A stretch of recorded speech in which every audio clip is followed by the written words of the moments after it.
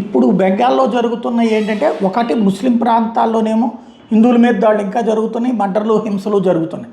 అదే సందర్భంలో మిగతా చోట్ల జరుగుతున్నది బీజేపీ వాళ్ళంతన్ని లాక్కున్న భూములు వెనక్కి తీసుకోవడం, కమ్యూనిస్టులకు సంబంధించినటువంటి కార్యాలయాలు కాంగ్రెస్ కార్యాలయాలను విడిపించడం, ఇట్లాంటివి జరుగుతున్నాయి.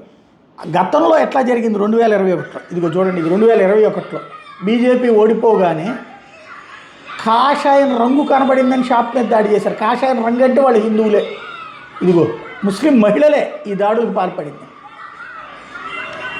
బంగ్లాదేశ్ నుంచి వచ్చిన వాళ్ళు లోకల్ ముస్లింలు ఒక్కటై చేసిన అరాచకం.